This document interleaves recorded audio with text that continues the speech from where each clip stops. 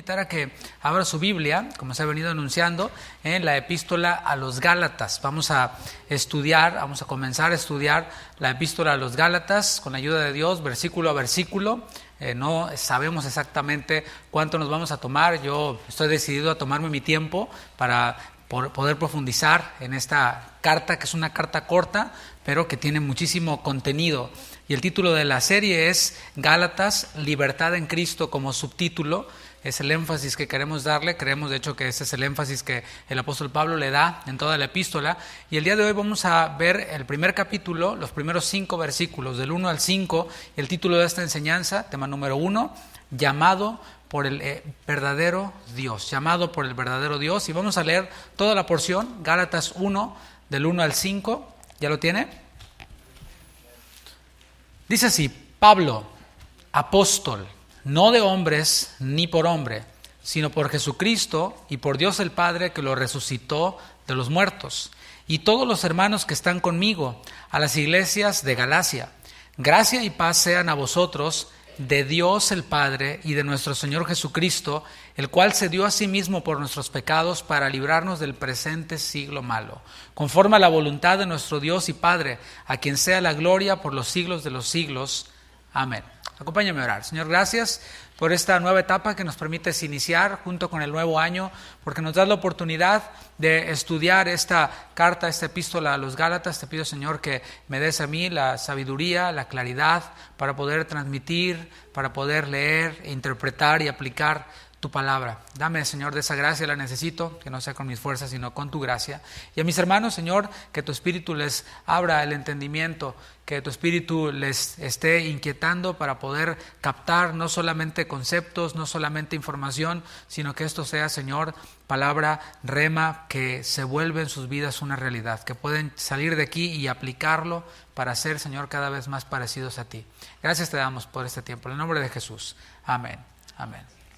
Como dije, la serie se titula Libertad en Cristo, y la palabra libertad es una palabra muy muy familiar para nosotros, ¿no? Ni siquiera voy a pedir que levanten la mano cuántos han oído la palabra libertad, porque es muy muy familiar para nosotros y tiene múltiples aplicaciones, tiene múltiples usos. Por ejemplo, podemos hablar de libertad financiera. Había hasta un jingle por ahí hace algunos años, ¿no? Libre libertad, decía, de libertad de las deudas, libertad financiera.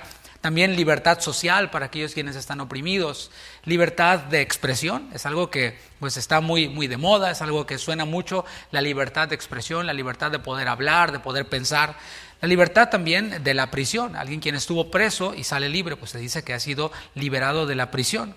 El diccionario de la Real Academia Española define la palabra libertad de esta forma. Dice, es la facultad natural que tiene el hombre de obrar de una manera o de otra, y de no obrar, por lo que es responsable de sus actos.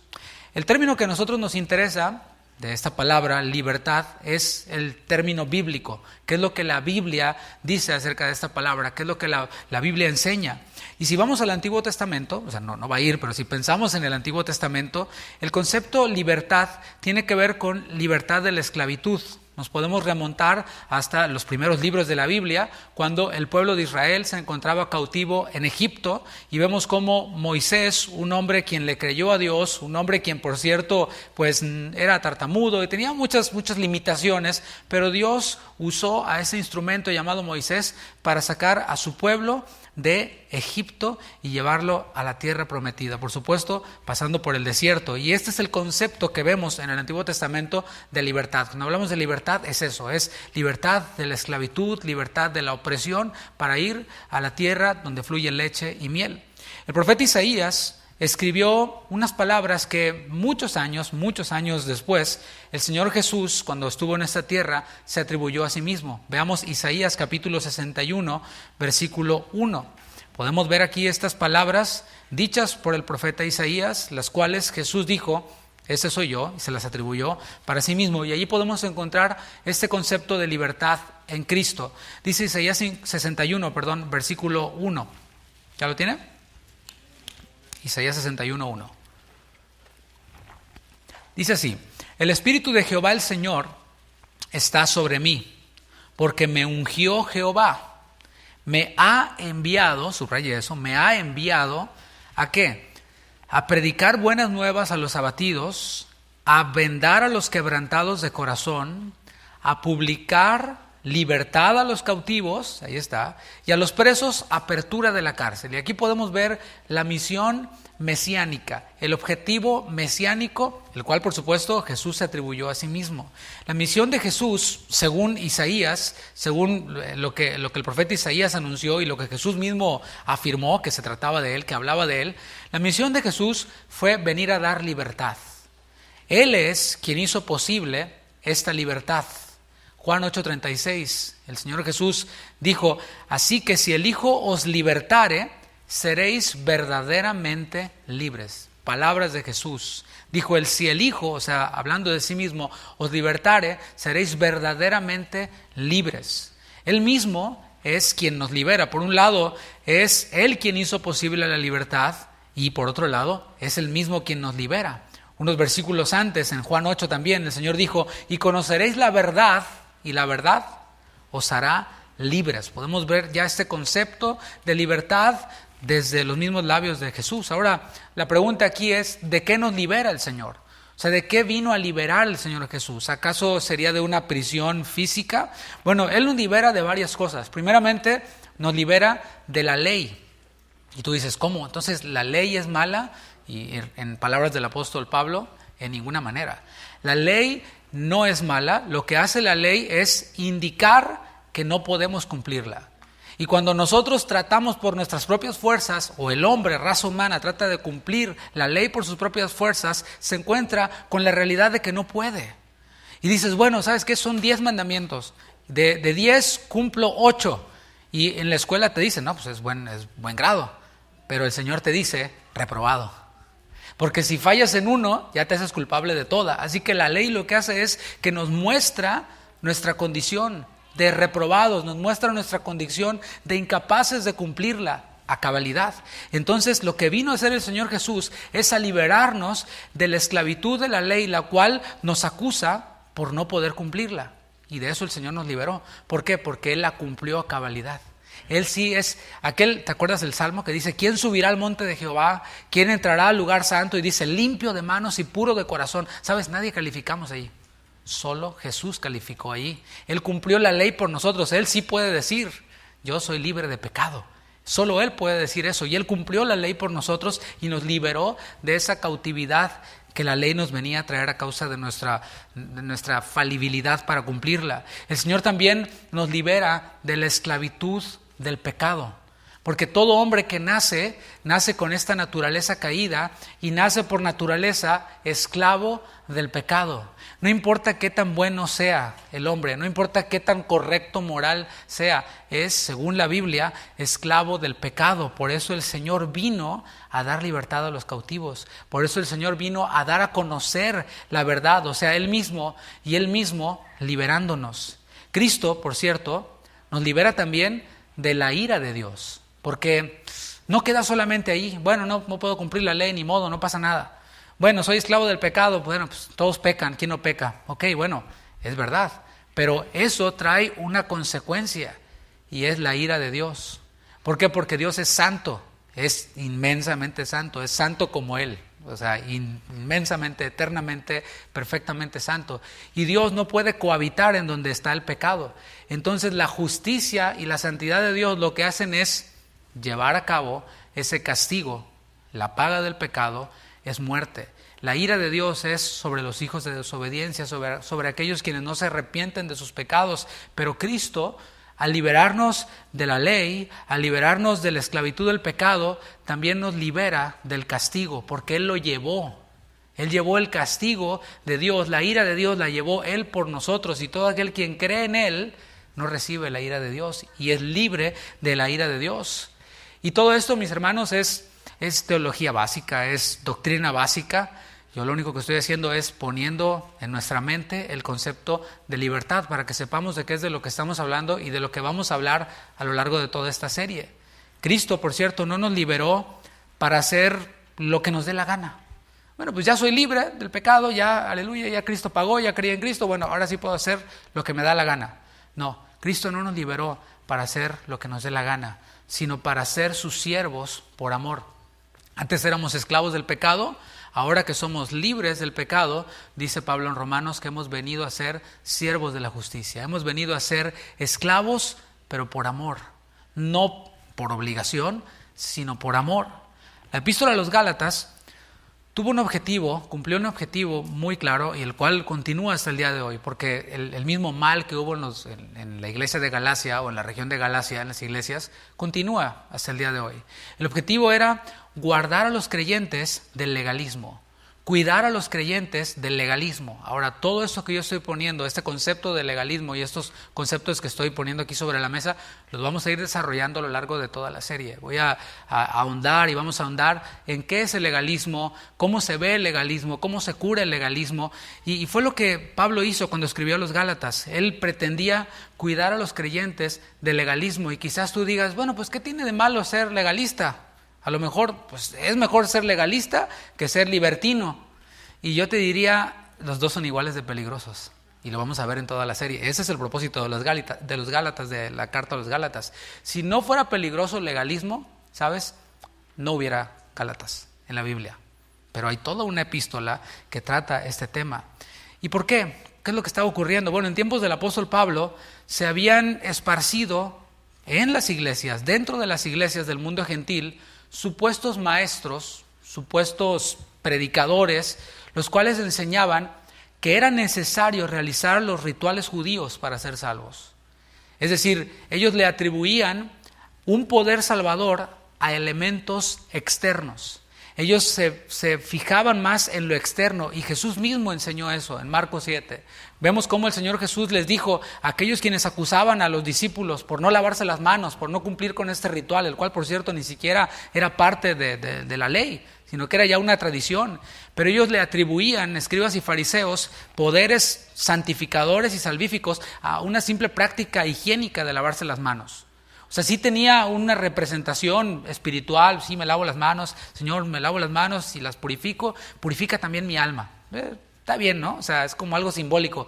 Pero ya cuando le atribuimos a ese simbolismo poderes salvíficos, ya estamos yendo demasiado lejos. Por eso tenemos Gálatas. Y había predicadores quienes estaban metidos en este asunto. Y vamos a ver en las próximas enseñanzas que no era tanto porque les gustara este asunto, quisieran verse muy religiosos. Había un asunto político, un asunto social ahí en este tema de ser legalistas. El objetivo de esta serie, Gálatas, Libertad en Cristo, es que conozcamos la libertad que tenemos en Cristo. ¿Para qué? Para disfrutarla. ¿Tú has escuchado ese pasaje en donde Jesús dijo que Él ha venido a dar vida y vida en abundancia? Y eso, mis hermanos, abarca todo, o sea, abarca hasta la vida eterna, pero lo abarca desde este tiempo. El Señor desea que los que hemos creído en Él para salvación disfrutemos de plenitud en esta tierra. No solo en esta tierra, sino que podamos proyectarlo y ver hasta la eternidad. Pero el Señor ha venido a traer vida abundante. Y vamos a ver mucho más de esto. El Señor desea que conozcamos en esta serie la libertad que tenemos en Él para disfrutarla y así no dejarnos esclavizar por falsas doctrinas o incluso por otros evangelios, como lo veremos en la siguiente enseñanza. Vamos a dar algunos datos generales de la carta, vamos a ir viendo los detalles, no los quiero dar todos en la introducción, sino a lo largo de la serie, pues ya irlos viendo. No me voy a atrever a dar una fecha exacta en que se escribió esta carta, algunos lo hacen, yo no me voy a atrever a eso. ¿Por qué? Porque no afecta al tema. Tampoco afecta al tema, ni a este tema, ni a todos los temas, desde dónde se escribió, porque hay diversas hipótesis y no vamos a profundizar tanto en eso, porque tiene un énfasis de aplicación personal, lo que queremos hacer. Del autor, de los destinatarios, del contexto histórico y cultural, vamos a hablar en esta enseñanza y a lo largo de toda la serie también. Vamos a comenzar a leer, versículo 1, Gálatas 1:1. Dice así: Pablo, apóstol, y ahí entre paréntesis dice, no de hombres, ni por hombre, sino por Jesucristo y por Dios el Padre, que lo resucitó de los muertos. Aquí podemos ver ya al autor de esta epístola, y se trata nada más y nada menos que del apóstol Pablo. El nombre Pablo, lo voy a recordar, hace algunas semanas, un mes yo creo, vimos la vida de Pablo así como comprimida. El nombre Pablo, del latín Paulus, griego Paulos, significa pequeño. Y pequeño puede ser en muchas aplicaciones, ¿no? En estatura, pero significa básicamente pequeño. Más adelante en la serie veremos un poco más de la vida de Pablo y de la conversión de Pablo. Después de Lucas el médico amado, quien escribió Lucas y Hechos, 2 libros muy, muy largos en el Nuevo Testamento, Pablo fue quien escribió más en todo el Nuevo Testamento. O sea, tenemos ahí a Lucas y tenemos a Pablo en cuanto a palabras, no en cuanto a cartas o libros, sino en cuanto a palabras, los tenemos ahí juntos. Está Lucas, quien escribió Lucas y Hechos, y después está Pablo, quien escribió mucho, mucho, mucho del Nuevo Testamento. Se puede decir que después de Jesús, Pablo es considerado como un gigante de la fe, es considerado como un ejemplo de lo que es ser cristiano. O sea, Pablo es como el prototipo de ser cristiano.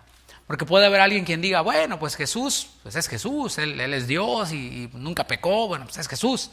¿Qué nos queda a nosotros, simples mortales? Pues el ejemplo está ahí Pablo. O sea, Jesús dijo, imítenme a mí, ¿no? Y sean imitadores de mí porque yo soy manso y humilde de corazón. Y luego Pablo, ¿qué dijo? Imítenme a mí como yo imito a Cristo. O sea, sí se puede imitar a Cristo y Pablo es la muestra de esto. Se puede decir entonces que es un gigante de la fe. Sin embargo, aquí lo vemos a él presentándose con su nombre latino, con su nombre griego, que es el pequeño. No dice, aquí les escribe Pablo el gigante de la fe. No. Él dice, Pablo el pequeño, les está escribiendo. Y parece que eso no tiene mucha importancia, pero es algo en lo que sí podemos meditar. Y lo hemos visto, lo vimos en la vida de Pablo, cómo esa grandeza en la fe que él tenía se manifestaba en humildad, en una confianza en Dios y no en uno mismo, porque es muy fácil el recargarnos en nuestras fortalezas. Ay, es que yo oro mucho. Y confiamos más en nuestra piedad de orar que en Dios. ¿Sí me estoy comunicando? Es que yo sé mucho de la Biblia, yo me sé muchos versículos y confiamos más en nuestro propio conocimiento de la Biblia que en el Dios que inspiró la Biblia y que nos da ese conocimiento. Por eso Pablo nos muestra esto, ¿no? Yo no soy el gigante, yo soy el pequeño. Y así en esa condición, humildito, el Señor nos quiere y así en esa condición el Señor nos va a usar, así como usó a Pablo. ¿Cuántos desean ser usados así como Pablo? También. Para disfrutar de la libertad en Cristo, es necesario entonces que reconozcamos nuestra pequeñez.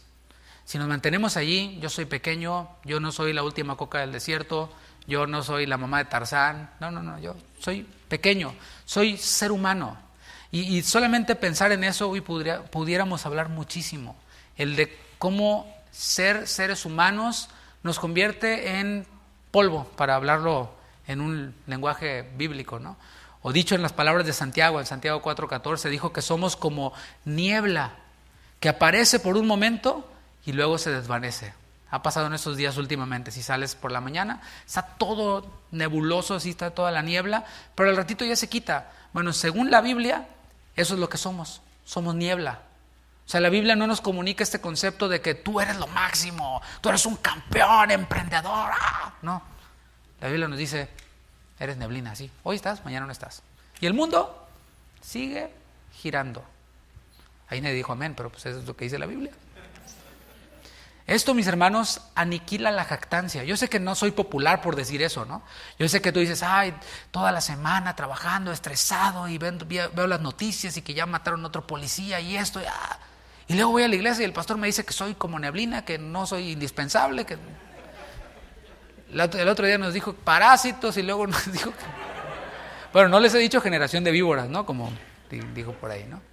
Pero no yo, o sea, la Biblia. Yo, mire, besitos a todos, los amo a todos. Pero la palabra dice que somos como niebla que aparece por un momentito. ¿Cuánto puede durar nuestra vida? Y más en ese tiempo. Lamentablemente la condición sanitaria nos muestra que pues nadie tenemos garantizado que vamos a ir sobreviviendo las diferentes variantes y virus que hay. No sabemos. Y mis hermanos, yo estoy consciente de eso y quiero todavía que eso me motive a servir más al Señor con todo mi corazón. Y que estar delante de Él y poderle decir, Señor, bueno, pues aquí llegué a los 30 y tantos, 40 y tantos, los que sean, pero Señor, te serví con todo mi corazón. Y escuchar del Señor, bien, buen siervo y fiel. Y espero que ese también sea tu propósito. El estar conscientes de nuestra humanidad aniquila la jactancia. Dios no usa a los jactanciosos. Dios no utiliza a los que se ponen como prototipo de santidad. Vean qué santo soy yo. Les voy a dar 5 pasos para que sean tan santos como yo. Ay, asústame, tigre. Les voy a dar 10 pasos para que sean íntegros como yo. Dios no utiliza a los jactanciosos. Vemos aquí a Pablo diciendo, yo soy Pablo, el pequeño. Y eso aniquila la jactancia, le da toda la gloria a Dios. No es lo grande, lo santo, lo bueno que soy yo, sino lo poderoso que es mi Dios. Todo lo bueno que pueda haber en nosotros, porque tampoco digo que somos una cucaracha ni nada, ¿no? Hay cosas buenas en nosotros, pero todo lo bueno que pueda haber en nosotros, ¿sabes? Proviene de Dios. Toda buena dádiva y todo don perfecto provienen de Dios.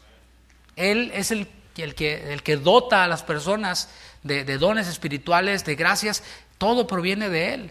Después de presentarse con su nombre latino, Pablo menciona el llamado que recibió de parte de Dios. Y dice, Pablo, apóstol, de la palabra griega apostolos. Literalmente es uno enviado, es uno encomendado a una misión, es un mensajero, ese es un apóstol. Como podemos ver, la definición de apóstol, de enviado, de comisionado, es muy amplia. Podemos aplicarlo a muchas cosas. Podemos aplicar el título apóstol incluso a un niño que pues va a darle un mensaje a su tía que vive enfrente cruzando la calle. Ve, dile a tu tía que si no tiene una tacita de azúcar, ¿no? Pues ahí va el niño de apóstol a hacer esa encomienda. O mandas al niño, ve por favor a sacar la basura. Ahí va de apóstol con una encomienda que es sacar la basura. Por eso Pablo especifica qué clase de apostolado es el que tiene él, que posee él. Y dice, no de hombres ni por hombre, sino por Jesucristo y por Dios el Padre que lo resucitó de los muertos. Y vamos a ahondar un poquito en eso. Es decir, puede haber apóstoles, o sea, personas enviadas que están adheridas a un grupo de hombres. Por eso dice, no de hombres. O sea, Pablo dice, yo no soy esa categoría de apóstol, estoy hablando de un apostolado distinto, pero eso no quiere decir que no haya apostolados o personas enviadas que están adheridas o unidas a un grupo de hombres. Por ejemplo, en Hechos capítulo 11, el libro de los Hechos, dice así, aquí vemos un ejemplo de un enviado que estaba adherido a un grupo de hombres. Dice Hechos 11:22, llegó la noticia de estas cosas a oídos de la iglesia. ¿Por quién está formada la iglesia? ¿Por ángeles? ¿Por marcianos? ¿Por animales? No, está formada por hombres, ¿no? Analógicamente somos ovejas, pero somos hombres. Llegó la noticia de estas cosas a oídos de la iglesia que estaba en Jerusalén y enviaron, ¿a quién? A Bernabé que fuese hasta Antioquía. O sea, aquí claramente podemos ver a un grupo de hombres, o sea, la iglesia que estaba ubicada en Jerusalén, y Bernabé estaba adherido a esa iglesia. Bernabé era miembro de esa iglesia en Jerusalén, y siendo miembro de esa iglesia, formada por hombres en Jerusalén, fue enviado a un lugar con una misión específica. Pablo aclara también que el apostolado al que él se refiere no es en esas condiciones, o sea, el apostolado del que está hablando no es que fue enviado de una iglesia, sino vamos a ver. Y sigue aclarando y dice, ni por hombre. También puede haber apóstoles, o sea, personas enviadas no por un grupo, sino por un hombre con autoridad. Y estoy hablando dentro del ámbito de la iglesia. Puede ser enviada por un hombre con autoridad espiritual a un lugar y a una misión específica. Un ejemplo lo vemos en Filipenses capítulo 2, versículo 25. Filipenses fue escrito por el apóstol Pablo también, y aquí podemos ver al mismo Pablo enviando a una persona a una misión específica. Dice Filipenses 2:25, mas tuve, o sea Pablo, por necesario enviaros a Epafrodito. O sea, aquí Epafrodito está siendo un apóstol enviado por un hombre llamado Pablo. No te fijas que está aquí un grupo de hombres, sino un solo hombre. Pablo está enviando a Epafrodito. Dice, mi hermano y colaborador y compañero de milicia, vuestro mensajero y ministrador de mis necesidades. Esos fueron algunos ejemplos, casos legítimos para ilustrar lo que está hablando Pablo. Son ejemplos loables, o sea, no hay nada malo en que Bernabé haya sido enviado por un grupo de hombres, no hay absolutamente nada de malo en que Pablo haya enviado a Epafrodito, o sea, un hombre enviando a otra persona con una misión. Pero también tengo que mencionar casos negativos de apóstoles de hombres y de apóstoles por hombres. Y no voy a hablar demasiado del tema, solo quiero traerlo a nuestra mente para que veamos un lado y el otro lado. Personas quienes se encomiendan a sí mismas. Hace poco platicaba con el pastor Jonathan, precisamente, de Jonathan Arcos de Santiago, en Chile, y me comentaba, no sé si esto salió en la enseñanza o lo platicamos después, la verdad no me acuerdo, pero me platicaba que allá en Chile las leyes eran como muy laxas en cuanto a quién puede abrir una iglesia, y de pronto cualquiera va y saca un permiso y abre su iglesia y ya. Y es muy similar a como es acá. Acá conocemos personas, aquí mi familia y yo conocemos una persona que era mecánico y que de pronto le empezó a ir mal en su taller de mecánica y dijo, no, pues voy a abrir mi iglesia. Y abrió su iglesia como si fuera una taquería. Y ahí, pues sigue hasta ahora, creo yo, no sé. Pero, ¿de qué es de lo que estoy hablando? De que el ministerio se realiza por llamado. Y hay quienes estudian de pronto un cursito, un instituto bíblico, salen de ahí y creen que ya son pastores. Puede que sí, si tienen el llamado, pero el instituto no le da un llamado a nadie, al pastorado, ni a ser evangelista, o mucho menos apóstol. Y hay personas quienes les late y se encomiendan a sí mismas y dicen, pues voy a ser pastor, voy a ser taquero, o si no me va bien como taquero, voy a ser pastor. Y hay personas quienes hacen esto sin estar bajo autoridad espiritual. Y hay quienes incluso van y cantan por todas las iglesias. Gracias a Dios ya no me han llamado, pero antes llamaban personas y decía, pastor, ahí en Casa de Oración Houston, le llamo para ofrecerle mis servicios como cantante, director de alabanza. He grabado quién sabe cuántos discos y he cantado con quién sabe quién y he viajado por quién sabe dónde y quiero ir a bendecir su iglesia para dar a conocer mi ministerio. Ni les contesto, hermanos, porque es que luego les contesto y puedo ser algo rudo, entonces mejor nomás los dejo en visto. Así que bueno, si me están viendo, mejor a otro lado, ¿no? A otro perro con ese hueso, ¿no? Como dice el proverbio mexicano. Pero mis hermanos, hay personas así quienes de pronto se encomiendan a sí mismas a cantar y pues no le hicieron en el bar o no le hicieron en Tengo Talento, Mucho Talento, y se graban su disco cristiano y se van por todas las iglesias. ¿Sabes qué es lo triste? Que haya pastores quienes les abran las puertas para eso. Que haya pastores que no tengan así de discernimiento espiritual para preguntar cosas tan básicas como, oye, ¿en dónde te congregas? No, pues no me congrego porque ando de gira por todos lados. ¿Y a quién le puedo pedir referencias de ti? No, pues ahí están mis CDs. O sea, y meten a sus iglesias a personas así quienes pues se encomiendan a sí mismas, quienes no han sido llamadas por Dios, pero andan ahí haciendo este hobby de jugarle al artistita cristiano, ¿no? Personas que se lanzan a sí mismas a predicar y se graban un testimonio de que se fueron al infierno, que se fueron al cielo, que se fueron a Marte, qué sé yo, ¿no? Y de pronto ya andan por todos lados y basta con que tengan un poquito de carisma, un poquito de gracia, y mira, les llueven las invitaciones de pastores flojos que no quieren estudiar y que prefieren darle lugar a alguien con tal de ellos estar viendo Laura en América todo el fin de semana o toda la semana. Bueno, tenía que decirlo, ¿no? Esto de ser ilegítimamente enviado a hacer algo que se te ocurrió a ti mismo, ¿no? Una vez descartadas estas otras clases de apóstoles, nos queda la pregunta, entonces, ¿qué clase de apóstol era Pablo? Bueno, de aquellos quienes tenían autoridad para dictar doctrina. Espero que podamos ver esta distinción. Por un lado, alguien quien va, por ejemplo, a predicar a otro lado, supongamos que algún miembro de esta iglesia, nosotros lo enviamos a predicar a otra iglesia, recibe una invitación, bueno, va enviado por nosotros, en ese sentido es apóstol. No para que se la crea tampoco, ¿no? Pero en un sentido es un enviado, un mensajero. Pero aquí está hablando Pablo de alguien quien tiene autoridad para dictar doctrina. Acuérdate, en ese tiempo todavía no estaba completado el canon bíblico, o sea, el Nuevo Testamento no estaba terminado, se estaba escribiendo. Y Pablo tenía esa autoridad única, dada por Dios, para escribir doctrina. Muchas de las cosas que él escribió, él no estaba así como que, esto va a ir en tal libro de la Biblia, va a ser el libro número tal. No, él simplemente escribía, inspirado por el Espíritu Santo. Pero podemos ver cómo había un grupo cerrado de personas, limitado de personas, quienes tenían la autoridad dada por Dios para escribir doctrina. Y vemos en Hechos 2:42 que los primeros cristianos perseveraban en la doctrina de los apóstoles. Podemos ver eso. No en la doctrina de Pancho, de Juan, de por allá, no. Ellos pueden tener su doctrina, incluso los reformadores, los predicadores famosos pueden tener sus doctrinas, pero los primeros cristianos y nosotros debemos de perseverar en la doctrina de los apóstoles, la cual está aquí.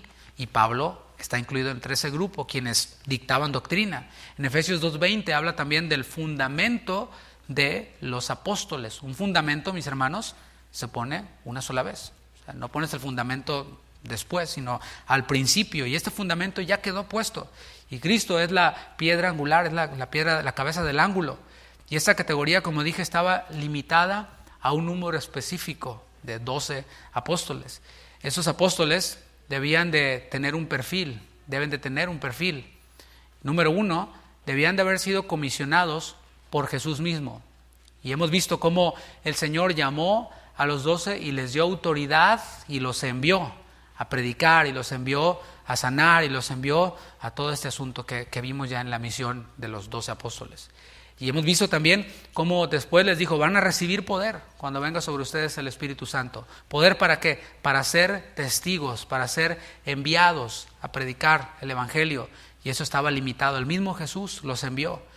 Cada uno de ellos debían de haber visto, por supuesto, al Señor Jesús no solo durante su ministerio terrenal, sino una vez terminado su ministerio terrenal, cuando hubiera muerto y cuando hubiera resucitado, debían de haber sido testigos oculares de Jesús resucitado. Por eso vimos a Tomás como andaba por otro lado, ¿no? Andaba perdidón y bueno, pues no pudo ver al Señor y dijo, no, yo hasta no ver, no creer, ¿no? Y luego ve al Señor y dice, no lo puedo creer. No, no es cierto. Pero el Señor lo tuvo que esperar para que lo viera, porque este era uno de los 12 y uno de los requisitos era que hubiera visto a Jesús resucitado. Además, dentro de este perfil de apóstoles debían de hacer señales de apóstol, o sea, hacer milagros, para que me entiendas, y señales. Debían de tener la evidencia de su labor apostólica, porque alguien puede decir, pues yo soy Superman, ¿ok? ¿Y la capa? No te veo volando, ¿sí? O sea, los apóstoles debían de dar evidencia de su labor apostólica.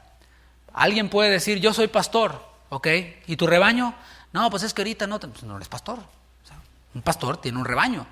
El pastor, repito, no es el título que tienes allí. El pastor no es porque te dijeron pastor, te empezaron a decir pastor y eres pastor, no. ¿Ok? Y el rebaño, porque si no hay rebaño, no hay pastor, no eres pastor. Y deben de tener esta evidencia de su trabajo apostólico, de plantación de iglesias, de ir a los lugares, predicar, sanar, y de ahí naciendo comunidades cristianas. Recordemos que este es el inicio de la carta, y en las primeras palabras que Pablo escribe, quiere dejar claro qué clase de apóstol es él, qué clase de apostolado él estaba desempeñando. Que quedara claro en sus primeras palabras, no de hombres ni por hombre, fíjate lo que viene a continuación, sino por Jesucristo y por Dios el Padre que lo resucitó de los muertos. Gran diferencia. Pablo recibió su llamado a ser apóstol directamente de Jesucristo, directamente del Padre. Y vemos aquí a Pablo distinguiendo, haciendo una distinción entre la persona de Jesús y la persona del Padre. Y aquí, mis hermanos, en solo este saludo, Pablo ya está planteando una doctrina esencial, y es la doctrina de la Trinidad. Porque hay quienes dicen, no, era modo Padre en el Antiguo Testamento, modo Hijo en el Nuevo Testamento, y Jesús murió, y luego modo Espíritu Santo. Esa doctrina no es bíblica, o sea, no es como que se equivocaron, no podemos llamar hermanos a quienes creen así, porque es una doctrina esencial. Entonces aquí estamos viendo, soy apóstol de Jesucristo y del Padre. O sea, vemos aquí no modo Hijo, modo Padre, sino dos personas distintas, dos personas que tienen funciones distintas y son un solo Dios, forman parte de un solo Dios. Lo que resalta aquí, mis hermanos, del Padre es su poder para resucitar a Jesucristo. Si fuera modo Padre, modo Hijo, ¿cómo explicamos que el Padre resucitó a Jesucristo de los muertos? El poder de Dios Padre resucitando a Jesucristo, dos personas. Y es lo que resalta él aquí. El poder de Dios resucitando a Jesucristo, dice Pablo, es quien me llamó a mí a ser apóstol. Jesucristo resucitado fue quien apareció a Pablo en camino a Damasco y le llamó a ser apóstol. ¿Por qué es tan importante esto? ¿Por qué es tan importante y es necesario que Pablo aclare esto? Bueno, porque tal y como ocurrió en otros lugares, el ministerio de Pablo era cuestionado, el ministerio de Pablo era desacreditado. Pablo de alguna manera llevaba todas las de perder, porque decían, ok, sí, Cefas, o sea, Pedro, pues sí, sabemos que caminó con Jesús. Hay múltiples historias de Pedro caminando sobre las aguas, le sanó a su suegra, le negó 3 veces. Bueno, sí, porque estuvo allí con Jesús, pero Pablo, ¿dónde estaba Pablo cuando Jesús estaba desarrollando su ministerio? Y todos preguntaban eso, entonces decían, Pablo es un chanta, como dicen en Argentina, ¿no? O sea, es un estafador, nada que ver, no es un verdadero apóstol. Y estas primeras palabras ya nos dan el tono con el que Pablo está escribiendo. Sigamos con la presentación de Pablo, versículo 2. Dice, y todos los hermanos que están conmigo. Y eso es muy importante porque aunque Pablo recibió un llamado apostólico, un llamado particular, por decirlo así, por eso él después dice, me apareció a mí, en Corintios dice, como un abortivo. O sea, estaban todos y yo soy como la oveja negra, o sea, soy raro, diferente a todos los demás, soy extraño a los demás. Pero es muy importante porque aunque él recibió este llamado apostólico de manera especial, que incluía una autoridad extraordinaria, él mismo no se pone en un plano inalcanzable. ¿Los has visto? Aquellos quienes dicen, no, yo soy el apóstol, y entra con 5 guaruras aquí alrededor, ¿no? Y nadie lo puede tocar. Y llega en Suburban negra y todos los fans ahí pidiéndole autor, ay, apóstol, me quiero tomar una foto con usted. No, hasta aquí, porque me vas a quitar el poder, ¿no? Pero Pablo no, él no se pone allí como rockstar inalcanzable, no se pone allí en calidad de iluminado, yo estoy acá aparte, no se me acerquen porque yo estoy ungido, no, nada de eso. Él se cuenta entre otros hermanos, siendo apóstol, siendo con una autoridad espiritual poderosa, dada por Dios, no se pone como iluminado, sino que se cuenta ahí entre otros hermanos. Dice, yo, Pablo, llamado a ser apóstol, con todos los hermanos que están aquí conmigo, aquí yo con la raza, aquí estoy con todos, me mezclo con la raza. No sabemos exactamente quiénes eran esos otros hermanos, pero sí nos comunica la idea de que a todo lugar donde Pablo iba, siempre estaba rodeado de hermanos. Eso es así, mis hermanos. Le decía a mi hija en la mañana, le decía que ser pastor implica no tener entrada de salida, hora de entrada ni hora de salida. O sea, estamos siempre en llamado como los doctores y no me estoy quejando. Gloria a Dios, es un llamado muy alto que Dios les da solamente a algunos. Pero es así.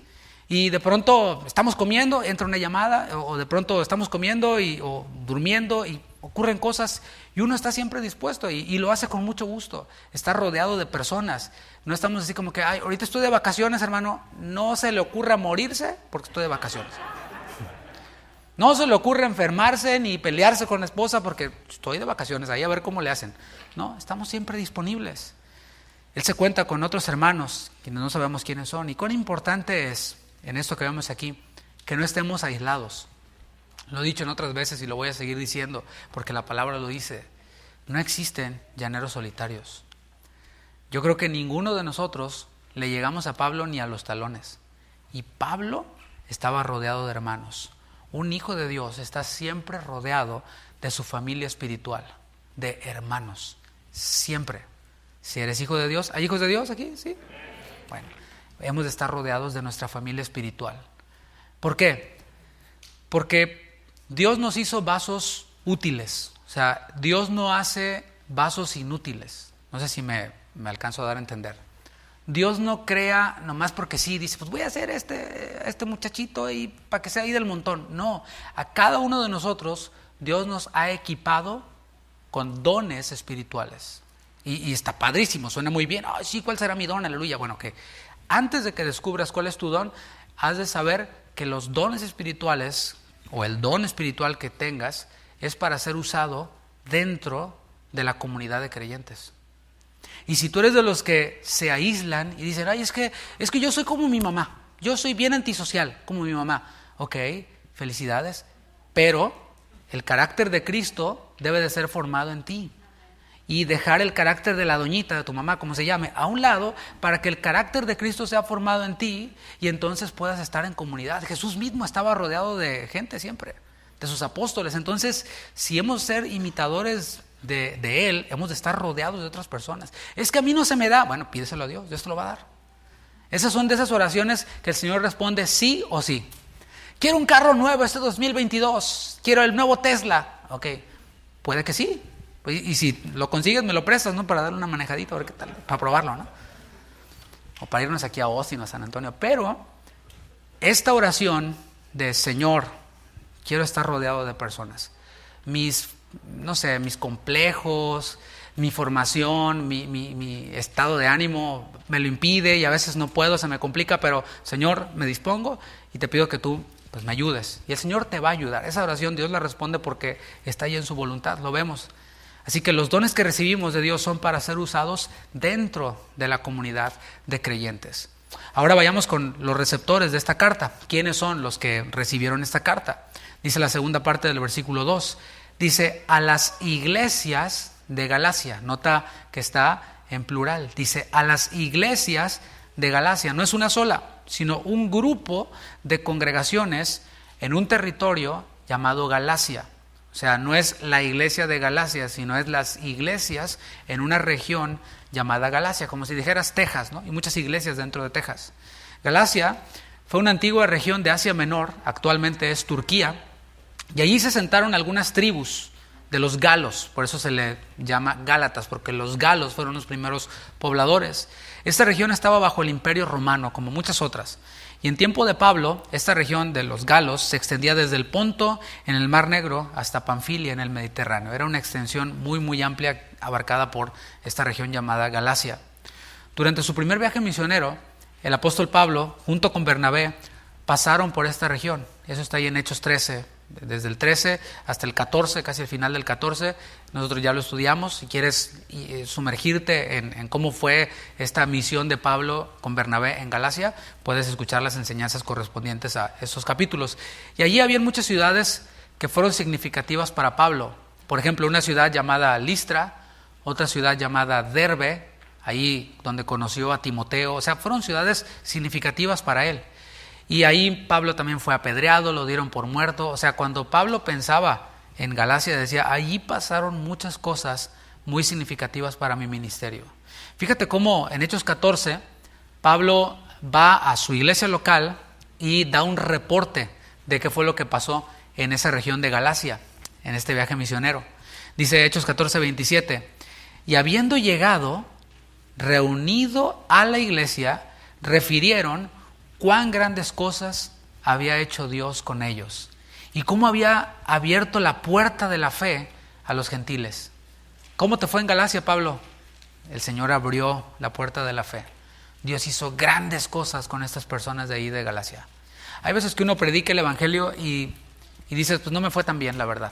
O sea, me cerraron la puerta en la cara o me dijeron de groserías o uno predica a veces una enseñanza y le echas todas las ganas y dices, ahora sí, vamos a ponerle todo el griego, el arameo, el totonaca, toda la onda, ¿no? Y después hacen todo lo que dijiste que no se debía de hacer, eso van y lo hacen. Y dices, oye, ¿lo prediqué al revés o cómo estuvo, no? Y uno pues, sí se frustra, ¿no? Dices, no, pues la verdad no hubo mucho resultado, hay que seguirle. Pero aquí Pablo vio resultados en esta región. Dijo, se abrió la puerta de la fe a los gentiles y Pablo no estaba exagerando. Dios había hecho cosas grandes. Muchos creyeron, muchas iglesias fueron plantadas en aquel viaje y esas iglesias son a las que Pablo les está escribiendo acá y a nosotros también. Dice versículo 3, gracia y paz sean a vosotros de Dios el Padre y de nuestro Señor Jesucristo. Y aquí encontramos el saludo, o sea, después de la presentación, dice Pablo, apóstol de Jesucristo, no por hombres ni de hombres, sino por Jesucristo, por el Padre, aquí con todos los hermanos. Dice Pablo, les da este saludo aquí, y después de la presentación. Y era un saludo típico entre los primeros cristianos. Y ese saludo trataba de comprimir los mejores deseos. Cuando ves a alguien, has de saludarlo así, ¿no? Dándole buenos deseos. Cuando te da gusto ver a alguien, ¿cómo estás? Espero que te esté yendo bien, ¿no? Y el saludo típico era gracia y paz. Y hay que aclarar que no está hablando de algo que no posea cualquier cristiano. Cualquier cristiano posee gracia y posee paz. ¿El buen deseo en qué consiste entonces? O sea, si tú eres un cristiano y le dices te deseo gracia y paz, no es en el sentido estricto de la palabra, porque si no le estarías diciendo no tienes gracia ni tienes paz. Todo creyente tiene gracia y tiene paz. El buen deseo consiste en que lo pueda disfrutar a plenitud. O sea, deseo que disfrutes de la gracia a plenitud. Deseo que estés disfrutando de la paz de Dios a plenitud. Se ve diferente, ¿verdad? Meditemos en la primera palabra, en la gracia.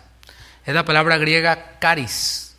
Indica favor de parte del dador y gratitud de parte del que recibe. Es alguien dando algo que no se merece la otra persona y alguien recibiendo en gratitud. Eso es el concepto de gracia. La gracia es la salvación. Dios otorga la salvación y aquel quien la recibe con gratitud. Pero también es la base de la vida del creyente. O sea, la gracia es la base de la vida del creyente. Por eso Pablo decía, yo he trabajado más que todos los grandes apóstoles, pero no yo, sino la gracia de Dios en mí. Entonces la gracia es todo para el creyente, es esencial para el creyente. No es el hombre quien tomó la iniciativa en la salvación, es Dios. Dios decidió salvar al hombre. El hombre estaba perdido y fue Dios quien decidió salvar al hombre. ¿Qué puso el hombre entonces? El hombre lo único que puso es su pecado. O sea, el hombre tomó la iniciativa para pecar allá en el Edén, ¿no? Pero antes de la fundación del mundo, Dios ya había dispuesto otorgar el don de la salvación a todo aquel que creyera en su Hijo. Segunda de Timoteo 1:9 dice, quien nos salvó y llamó con llamamiento santo, no conforme a nuestras obras. Porque si fuera por nuestras obras, Dios no hubiera enviado a su Hijo, no nos hubiera salvado. Sino según el propósito suyo. ¿Y qué? Y la gracia que nos fue dada en Cristo Jesús antes de los tiempos de los siglos.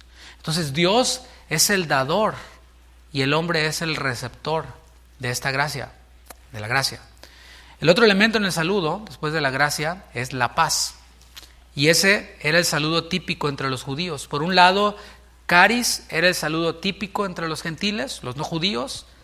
Y por otro lado, la paz era el saludo típico de los hebreos, de los judíos. Y se saludaban shalom, la paz. La palabra que usa él aquí es la palabra griega eirene e indica una relación de armonía. Eso es paz. No es el concepto nuestro de, pues no le voy a hablar a este para estar en paz, para no estar peleando no le voy a hablar. No. Paz es una relación armoniosa. No es ausencia de problemas, sino es armonía. Puede haber problemas y conflictos, puede haber desacuerdos entre dos partes, pero se han de resolver con la palabra y eso nos habla de una relación armoniosa. La paz usada aquí proviene del griego, eirene, que indica una relación de armonía. El don de la salvación coloca al hombre en un estado de paz con Dios. Es decir, el hombre sin Cristo es enemigo de Dios, pero una vez que confía en Cristo para salvación, que recibe la gracia, el don de la salvación, viene a estar en paz con Dios. Dice Romanos 5:1, quizás tú te lo sabes. Justificados pues por la fe, tenemos paz para con Dios. Estamos en una relación armoniosa con Dios. Si alguien no ha creído en Cristo para salvación, por más que diga, no, Diosito y yo, y Dios sabe que yo amo a Diosito, olvídalo. Es enemigo de Dios, aunque diga que ama a Diosito, porque ya ves que sí le dice, ¿no? Pero solo por medio de Cristo podemos recibir la gracia, el don de la salvación y así tener paz para con Dios. Y aquí vemos la gracia y la paz, y es en ese orden. Primero es gracia y luego viene la paz. No hay paz sin gracia, no hay paz sin salvación. Fue Dios el Padre el que concibió esta idea de salvar al hombre. El Hijo fue quien hizo todo lo necesario. Dios es quien planeó todo y el Hijo fue quien ejecutó el plan del Padre. Por eso Pablo dice al final de Romanos 5:1, por medio de nuestro Señor Jesucristo, justificados pues por la fe, tenemos paz para con Dios por medio de nuestro Señor Jesucristo. El Hijo hizo entonces todo lo necesario. Dice el versículo 3 nuevamente, la última parte. Dice, gracia y paz sean a vosotros de Dios el Padre y de nuestro Señor Jesucristo. La ejecución del plan de salvación revela esa relación armoniosa entre las personas divinas, entre el Padre y el Hijo. O sea, el Señor, el Padre, idea el plan de salvación y Jesús ejecuta el plan. Pero no vemos a Jesús reclamando o diciendo, ¿y por qué yo? ¿Y por qué no mejor el Espíritu Santo? No, es una relación armoniosa que nos sirve de ejemplo a nosotros. Aunque particularmente en este texto solo menciona al Padre y al Hijo, el Espíritu Santo también juega un rol en la salvación del hombre. Y podríamos hablar muchísimo de eso, pero no es el tema ahora. El regalo de la salvación, mis hermanos, produce paz con Dios, pero también produce paz con nuestro prójimo. Y de esto es de lo que vamos a seguir hablando a lo largo de esta serie. Alguien quien está en paz con Dios, en una relación armoniosa con Dios, ¿sabes? Naturalmente va a estar en paz con sus hermanos y con su prójimo. Naturalmente va a estar en una relación armoniosa con su prójimo. Y lo dice la palabra en Efesios 2:14, hablando de Jesucristo, hablando de la salvación. Dice, porque Él es nuestra paz. Jesús es nuestra paz. Que de ambos pueblos, judíos y gentiles, hizo uno, derribando la pared intermedia de separación. Y esto, mis hermanos, lo leemos muy fácilmente y al no saber, quizás nos olvidamos o quizás ignoramos que para los judíos, los gentiles eran perros, así de plano, así. Los gentiles para los judíos eran la leña para que estuviera prendido el infierno. O sea, así. Pero Jesús dice que de esos dos pueblos hizo uno y derribó la pared intermedia de separación, aboliendo en su carne las enemistades. No hay más enemistades. La ley de los mandamientos expresados en ordenanzas para crear en sí mismo de los dos un solo y nuevo hombre, haciendo ¿qué? La paz. Y mediante la cruz reconciliar con Dios a ambos en un solo cuerpo, matando en ella las enemistades. Y vino y anunció las buenas nuevas de paz a vosotros que estabais lejos y a los que estaban cerca. Porque por medio de él, los unos y los otros, tenemos entrada por un mismo Espíritu, y está el Espíritu Santo, al Padre. Pablo ha dicho que fue llamado por Dios para ser apóstol, y si nos damos cuenta, mis hermanos, se nota que conoce a su Dios. Y ese es el título de la enseñanza, llamado por el verdadero Dios. Está hablando de lo genuino de su apostolado, pero también podemos ver que él conoce a ese Dios que lo llamó, y lo conoce bien. Y en estas pocas palabras ha dicho profundidades tremendas de la doctrina. Ha dicho profundidades tremendas de quién es Dios y qué hizo a través de Jesucristo. El llamado de Pablo es verdadero porque procede del único verdadero Dios. Para empezar a aplicar esto, la pregunta para nosotros es, ¿qué tanto conocemos a Dios? Esa es la pregunta. Y debo aclarar que nunca vamos a terminarlo de conocer. Si tuviéramos la capacidad, si un solo hombre tuviera la capacidad de conocer a Dios en su totalidad, Dios dejaría de ser Dios. Pero es Dios, el creador de los cielos y de la tierra. Su grandeza, dice Pablo, es inescrutable, dice los Salmos. O sea, no hay manera, son insondables sus caminos, no se puede entrar a la mente de Dios. Pero eso, mis hermanos, el hecho de que Dios sea imposible de conocer en su totalidad, el hecho de que eso sea así, no debe de hacernos desistir de esta maravillosa tarea, de conocer más y mejor a Dios. El conocimiento de Dios involucra la mente, involucra el alma, los sentimientos, involucra el corazón, la voluntad, pero también involucra las fuerzas, o sea, espíritu, alma y cuerpo. Eso es conocer a Dios, no solamente el intelecto, sino es, mis hermanos, todo nuestro ser. Es una experiencia que fluye desde la palabra. Es en la palabra en donde le conocemos, pero luego entra la palabra a nosotros y nosotros vivimos la palabra. Si no hay conocimiento de Dios desde la palabra, la experiencia es todo menos experiencia cristiana. Estoy diciendo que conocer a Dios implica todo, pero es integral. Si alguien está muy emocionado, y que vi esto y sentí esto, pero no hay palabra, pues esa no es una experiencia cristiana. Será una experiencia religiosa como la que cantaba el profeta Iglesias, ¿no? Pero no es una experiencia cristiana. Y quizás tú has visto en televisión, en internet, o a lo mejor has estado presencialmente en uno de estos lugares en donde pues sí hay mucho fervor y mucha efervescencia, y gritan y cantan y saltan, pero no hay palabra, no hay conocimiento de Dios. Pues la experiencia que hay ahí no es una experiencia cristiana. Ayer estaba con mi esposa, estábamos viendo unas cosas y de pronto apareció la transmisión de una iglesia que conocí hace muchos años y me llamó la atención. Dije, mira, esta iglesia, ¿no? Y me metí a ver la transmisión y estaba predicando una persona, ¿no? Y me detuve a escucharlo. Y habló de un ejemplo de un elefante que estaba con una cadena y que la cadena era mental y quién sabe qué, y que él cuando fue y no sé qué. Estuve escuchando y le digo a mi esposa, ya van 5 minutos y no ha dicho ni un versículo de la Biblia. Le dejamos. Ya van 10 y todavía ni siquiera menciona a Dios. Pero estaban todos prendidos, saltando y avivamiento y quién sabe qué. Bueno, esa no es una experiencia cristiana, no es una experiencia espiritual que provenga de Dios. Puede ser cualquier otra cosa, ¿no? Pero por otro lado, si no hay conocimiento de Dios desde la palabra, cualquier llamado que pueda haber es un llamado imaginario y por ende es falso. Si alguien dice, Dios me llamó, ok, a ver, defíneme a Dios, defíneme algo de Dios, dime algo de Dios. No, pues es que lo amo. Estamos viendo a Pablo hablando cosas profundas y a propósito, yo estoy tratando de poner muchas cosas en nuestra mente para que veamos lo insondable de Dios, para que veamos cuán maravilloso es nuestro Dios, el Dios que llama, y hay que conocerlo. Así que si alguien no conoce a Dios y dice que fue llamado por Dios, ese llamado es falso. Pablo conocía a su Salvador. En 2 de Timoteo 1:12 dijo, yo sé en quién he creído. ¿Tú sabes en quién has creído?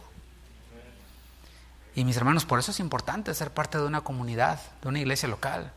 Porque la tarea de la iglesia local es dar a conocer a Dios. Platicaba con nuestros pastores ahora que fuimos allá y les contaba lo que el Señor está haciendo entre nosotros. Lo que hizo Pablo cuando fue con su iglesia. Les dijo, Dios ha hecho grandes cosas y los gentiles se ha abierto la puerta.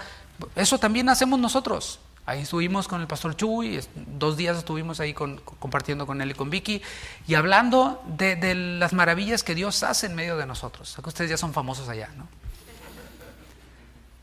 Pero sabemos nosotros en quiénes hemos creído y la tarea de la iglesia es eso. Y yo les platicaba, mira, el martes tenemos discipulado, el miércoles tenemos el servicio online, el jueves los jóvenes tienen su discipulado, el viernes tenemos reunión, el primer sábado del mes hay reunión para jóvenes, el domingo tenemos 2 reuniones, está Southwest, y estamos llenos de actividades, estamos llenos de palabra, gloria a Dios por eso. Y gloria a Dios también porque no enseño en todos yo, por si no, imagínate, qué tronadísimo, ¿no? Gloria a Dios porque el Señor también levanta en medio de nosotros a maestros, a personas que tienen dones espirituales, personas no solo que tienen dones espirituales y capacidad para enseñar, sino personas que les respalda un testimonio de vida cristiana, a quienes conocemos y a quien yo puedo meter las manos al fuego por ellos porque los conozco. Y eso, mis hermanos, es lo que hace la iglesia y así queremos que continúe. El punto es que podamos nosotros decir, esa es nuestra meta, que cada uno de nosotros aquí podamos decir así como Pablo, yo sé en quién he creído, porque en mi iglesia me lo han enseñado. Esa es una gran responsabilidad. O sea, yo quiero que usted entienda algo.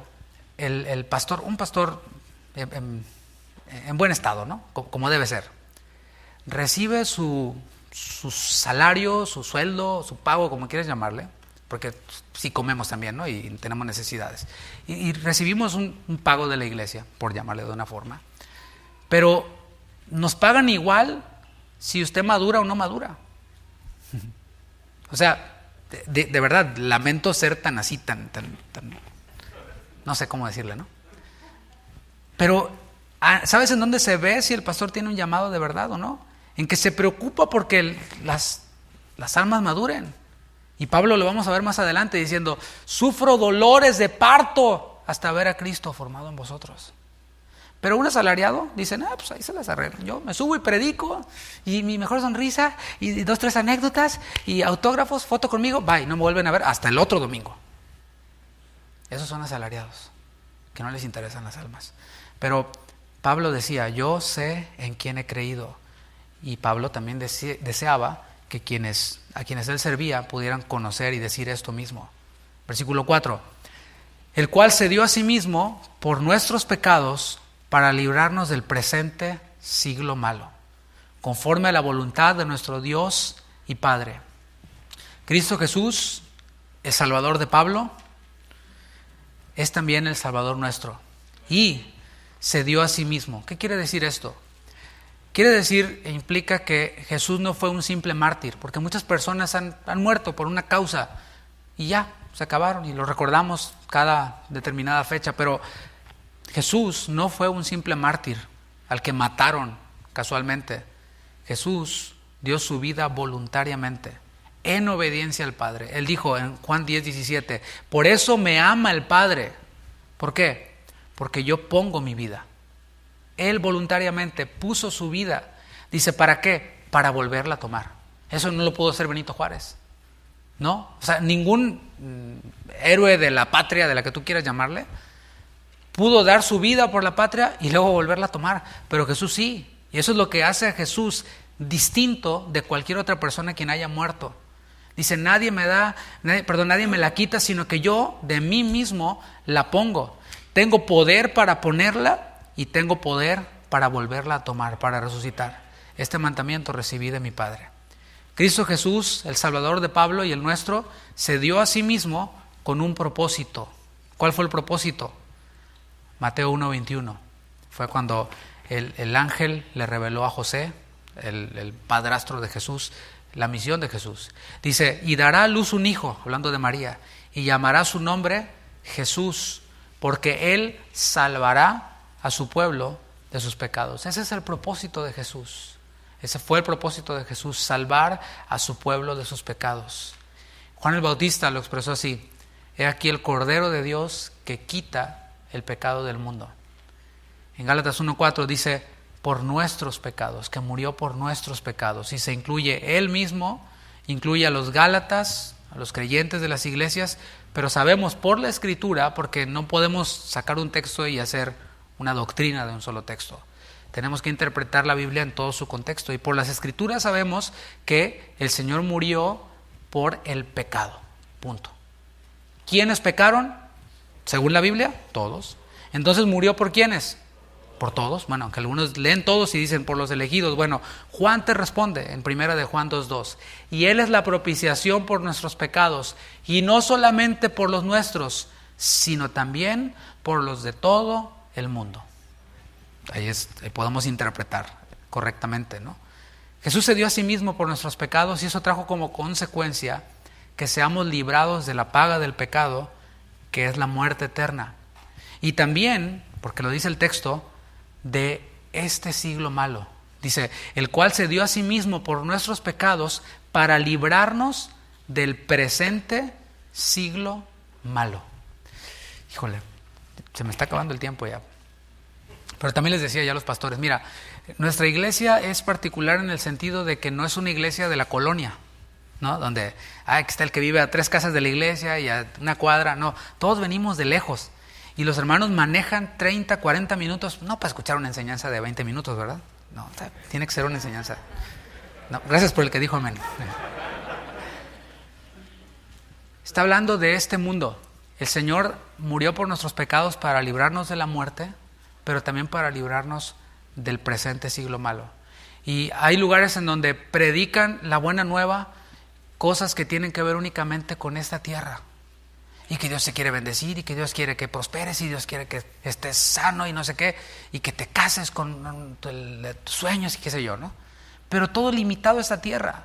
Y prometen lo de esta tierra, su mejor vida ahora, pero yo veo en la Biblia que dice, el Cristo vino a librarnos de esta tierra, de este presente siglo malo. O sea, ¿a quién le vamos a hacer caso? Yo prefiero hacerle caso a la Biblia. Se trata de la liberación del mal que domina a nuestro mundo. Este mundo está controlado por el maligno. O sea, el Señor se lo dejó. Y encender las noticias, mis hermanos, no debería sorprendernos el ver tanta maldad que hay. ¿Cómo puede una persona abrir fuego así con una arma semiautomática, un policía que lo está parando por una multa de tráfico? O sea, ¿cómo puede haber tanta maldad en una persona? Pues sí, porque está bajo el maligno. Y tampoco los policías son unas blancas palomitas, o sea, también tienen lo suyo, porque también son seres humanos. Y cuando te vas y no, que las conspiraciones de aquí, que va a haber una guerra por acá y otra por allá, claro, Jesús lo predijo, ¿no? Dijo, es necesario que todo esto acontezca. O sea, no se sorprendan. Más bien, cuando el Hijo del Hombre vuelva, hallará fe en la tierra. Así que, pues, estén ocupados en su salvación, con temor y temblor. Los del mundo padecen las consecuencias de su propio pecado. Eso es así. O sea, ¿le quieres dar vuelo a la hilacha? Que bueno, te va a pasar la factura. ¿Quieres beber y beber y beber y darle vuelo a la hilacha y desvelarte y todo? Bueno, espérate. En poquito tiempo te pasa la factura. Si es que no hay un accidente, si es que no te meten a la cárcel, si es que etcétera, etcétera, etcétera, ¿no? Miles de cosas. Los del mundo padecen las consecuencias de su propio pecado. La avaricia, la fornicación, las adicciones, todas ellas traen consecuencias. Pero el creyente, los hijos de Dios, estamos capacitados para vencer al pecado. Estamos capacitados para eso. Y así, mis hermanos, ser librados de las consecuencias que trae consigo el pecado. O sea, si nosotros vivimos en santidad, si tú, joven, por ejemplo, vives en santidad, no te tienes que preocupar por embarazar a una muchacha. Calla, embaraza a una muchacha. Pues no, porque vives en santidad. Estás siendo librado del presente siglo malo. Si tú estás viviendo en santidad, no tienes que preocuparte por la cirrosis que les da a los que se embriagan todos los días. O sea, somos librados del presente siglo malo. Espero haya quedado claro esto. Aunque en primera instancia el cristianismo no promete una mejor vida, en primera instancia, promete vida eterna en primera instancia, pero sin duda que aquellos quienes abrazan el Evangelio, la gracia y la paz, como resultado tienen una vida mejor. Como resultado tenemos una vida mejor, tenemos un mejor matrimonio, tenemos los recursos para ministrar a nuestros hijos. Lo veíamos el miércoles, ¿no? Este versículo termina así: conforme a la voluntad de nuestro Dios y Padre. Pablo sabía que la salvación y sus resultados estaban en el plan de Dios, estaban en la voluntad de Dios. Cuando conocemos a Dios, mis hermanos, conocemos su voluntad. No se trata solamente de saber teorías y conceptos, no. Se trata de conocer la voluntad de Dios. ¿Qué es lo que Dios quiere? Eso está ahí en la superficie. Hay cosas que sí le rascas y te llevan a una y a otra, y es maravilloso estudiar la palabra de Dios. Hay veces que, vente a comer, y yo estoy con algo así frente a mí, digo, espérame, y se me enfría la comida. Porque es maravilloso estudiar la palabra de Dios y conocer más a Dios, pero, mis hermanos, lo que Dios quiere y demanda de nosotros está ahí en la superficie. Así que no te preocupes si no sabes leer demasiado, si no eres muy dado al estudio. Si nosotros nos dedicamos a conocer a Dios en su palabra, hasta donde nos dé, el Señor nos va a revelar su voluntad. Cuando le conocemos, conocemos su voluntad. Y yo te pregunto, ¿conoces la voluntad de Dios? Nadie puede decir que ha sido llamado por Dios si no conoce su voluntad. Por eso decía hace rato, si no hay palabra, si no hay conocimiento de Dios en la palabra, no hay llamado. Porque ¿cómo puede decir alguien, yo fui llamado por Dios? ¿Conoces a Dios? No. ¿Conoces su voluntad? Ya ni hablamos. Entonces, ¿a qué te llamó? No te engañes, te estás llamando tú a hacer tu propio rollo. Y esto nos ubica, porque no se trata de mí y de lo que yo puedo lograr, sino de Él, de lo que Él quiere hacer, de su voluntad, y de cómo yo puedo unirme a lo que Él ya está haciendo y sin duda va a hacer. Pablo ha demostrado que conoce el verdadero Dios, que conoce el mensaje, que conoce el plan de este verdadero Dios, y eso es suficiente para demostrar que su llamado a ser apóstol es un llamado genuino, es un llamado verdadero. Todo esto no es solo para demostrar su conocimiento intelectual, ¿sí? Cuanto más conocemos a Dios, cuanto más conocemos su voluntad, somos más impulsados, ¿sabes a qué? A alabarle. Somos más impulsados a adorarle. El que no conoce a Dios, no alaba a Dios. El que no conoce a Dios, no adora a Dios, porque si le conociera, le alabaría. Irrumpiría en alabanza. Y lo vemos, ¿no? Vemos los ejemplos en la Biblia, vemos a Isaías. En el año en el que murió el rey Usías, vi yo al Señor en su trono alto, sublime. ¿Y qué hizo Isaías? Dijo, ay de mí, y cayó en alabanza y vio a los querubines cantando, santo, santo, santo. Cuando conocemos a Dios, alabamos a Dios. Y es lo que hace Pablo en el versículo 5. Dice, a quien sea la gloria por los siglos de los siglos. Amén. Eso se le conoce como una doxología. Es una alabanza a Dios. Y aquí podemos ver Gálatas 1:5, una alabanza a Dios. A quien sea la gloria por los siglos de los siglos. Amén. Podemos ver a Pablo dándole la gloria a Dios. Y no una gloria temporal. Dice por los siglos de los siglos. Nos habla de una gloria eterna. ninguna alabanza a Dios va a ser exagerada. Hay quienes nos ven a nosotros y yo creo que somos un tanto reservados. De hecho, yo oro para que este año podamos ser más expresivos en nuestra alabanza. Y se lo digo porque es lo que hace un líder, ¿no? Comunica cuáles son las expectativas. Pero no desde la emoción, o sea, no desde la manipulación. No, ya dijo el pastor que hay que saltar, pues sí voy a saltar, ¿no? Y que hay que postrarse, me voy a postrar. No. Oro al Señor para poder yo presentarle a Dios y que usted lo conozca de tal manera que lo haga así como Pablo. Y diga, le conozco y porque le conozco, le alabo y le adoro y me humillo. Ninguna alabanza es exagerada. Decía que hay quienes nos ven y dicen, ay, qué exagerados, cómo cantan, y otra vez. Y ahí está Hannah, y otra vez Hannah, otra vez. Pero sabes, no hay alabanza a Dios que sea exagerada.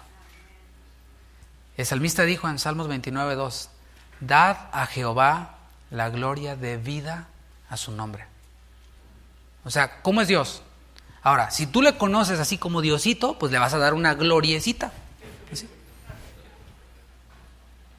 Pero si conoces a Dios así como Pablo lo conocía, o por lo menos por ahí va la cosa, le daremos la gloria debida a su nombre. Una alabanza, ¿quiere decir esto? De acuerdo a Él. Y hay cristianos que le dan una gloria mayor, una alabanza mayor a, no sé, cuando gana su equipo favorito, o cuando les va bien en una venta, en el trabajo, qué sé yo, y se alegran más que cuando les estamos cantando aquí, ¿no? Estamos cantando que Dios es santo y que Él es digno de suprema adoración. Bueno, no vamos a manipular, más bien te vamos a presentar a Dios de tal manera que puedas levantar tus manos y decir, no hay alabanza exagerada para Dios. Dice, a Él sea la gloria por los siglos de los siglos. Amén. La alabanza agradable a Dios es la que fluye desde el conocimiento de su voluntad. Si conocemos a Dios y conocemos su voluntad, le alabamos y esa alabanza es agradable a Dios. Dios la recibe porque dice sí, o sea, lo estás diciendo desde tu experiencia, no nada más porque lo repites ahí en la letra o porque pues ya el pastor dijo que hay que alabar, pues hay que alabar, no, sino porque realmente le conocemos. Y en primera instancia, alabanza no tiene que ver con música. O sea, aquí no dicen qué tono está la canción que cantó Pablo, ni siquiera dice que es una canción, o sea, la estructura está formada como una doxología, pero se puede acompañar por música. Para concluir, mi hermano, concluye siendo una invitación. Si no le conoces, te invito a conocer al Dios que te está llamando, al Dios que desea hacer las paces contigo. Nosotros, por lo que conocemos en la palabra, podemos hacer esta invitación. Dios te está llamando, si no le conoces, ¿no? Y entre tanto que oyes hoy su voz, no endurezcas tu corazón. Podemos decirlo con libertad, porque conocemos la voluntad de Dios. ¿Cuál es la voluntad de Dios? Que todos procedan al arrepentimiento, y podemos hacer este llamado abiertamente y decir, el Señor te está llamando porque desea hacer las paces contigo. Yo te invito a que te pongas de pie y quiero hacer una oración. Si es que hay alguien aquí que no conoce a Cristo, si es que hay alguien aquí que no le conoce, el Señor te llama y el Señor quiere perdonar tus pecados. Cierra tus ojos y dile, Señor, perdona mis pecados. Yo confío en tu Hijo Jesucristo. Yo confío en que Él es el Salvador y Él es el único quien puede traer paz para con Dios.